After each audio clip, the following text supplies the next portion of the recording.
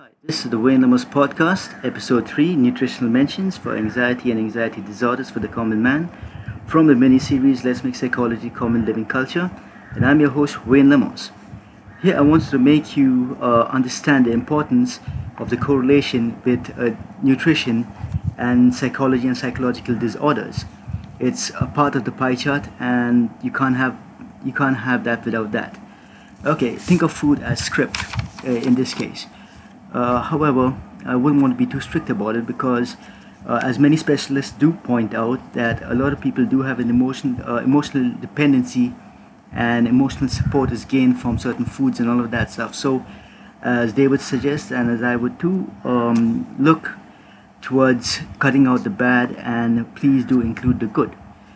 And before we do continue, I want to put up a disclaimer. Please do consult a licensed registered nutritionist or your doctor before altering your diet in any way. Having diabetes and having thyroid issues, etc., play a vital role, and I won't be held responsible in case anything does happen. Right, let's continue now. We're going to be talking about them very briefly over here, but we are going to be gaining understanding. So we start off with omega-3 fatty acids. Harvard Health Publishing mentions a review published in 2018 in the JAMA, the JAMA network, where 19 separate studies findings were pulled together, and they concluded that omega-3 does play a vital role in lowering anxiety. This is because omega-3 helps in regulating the neurotransmitters serotonin and dopamine. Moving on to lemon balm, that's number 2. It's a mint scientifically known as Melissa officinalis. That's Officinalis. Lemon balm raises levels of GABA, which aid in the reduction of fear and anxiety. Moving on to number 3, it's magnesium. It's been found that magnesium deficiencies can lead to anxiety and the dysregulation of the HPA axis. Now, what is the HPA axis? The HPA axis is the hypothalamic, pituitary, and adrenaline axis. It's also known as the interrelation between the hypothalamus, the pituitary gland, and the adrenal glands. Here I do want to point out also that it's all actually interconnected, meaning that the pituitary and the hypothalamus are both located in the limbic system. And if you turn to episode 1, where the brain is trying to protect the person over there, that's the limbic system that's trying to do its job over there. Also, a very important mention in the limbic system is the amygdala, which actually increases in size in a person with anxiety and anxiety disorders. If one was to look at a London taxi cab driver, their hippocampus is actually larger in size than the normal person's. The exams for a London taxi cab driver are for 2 to 4 years, and they have to memorize streets and roads, just about everything in London over there. And it was found that the hippocampus actually grew in size. This was because it was used all the time.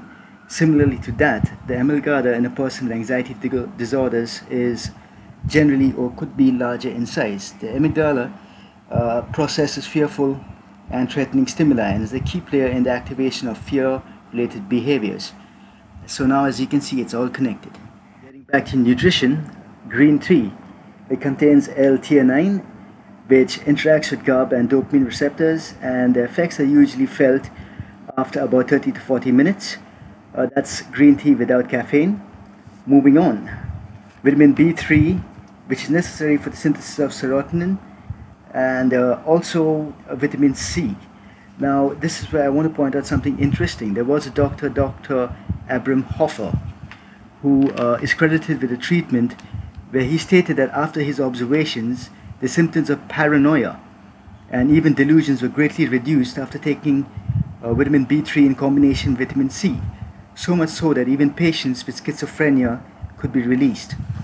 He did also state that the symptoms did return if they got after a combination of vitamin B3 with vitamin C. Moving on, and some people might like this, red wine. Here I do mention in moderation and with a little bit of mindfulness.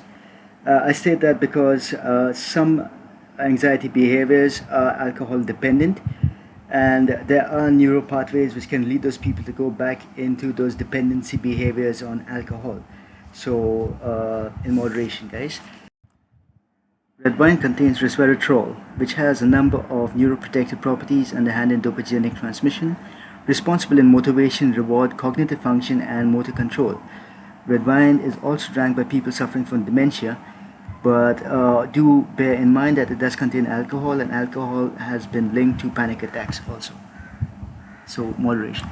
Other important mentions are zinc. Low levels of zinc equals low levels of GABA. Vitamin D, which is a no-brainer. Vitamin B1 is also important as it balances blood sugar levels. And as we mentioned in an earlier episode over there, change in blood sugar levels can cause anxiety. Ginger is also important over here, but with ginger, do note that ginger can also heat you up. So just be aware of how much ginger you're having if it's summer, or if you're going to be wearing a suit with a tie, if you're going to be wearing a sweater. And yeah, well, that's it for this episode of the Wayne Lemos podcast. I'm your host, Wayne Lemos, and I'm signing out now. Do look out for episode 4. We'll be talking about coping skills. Until then, bye, and thank you for tuning in.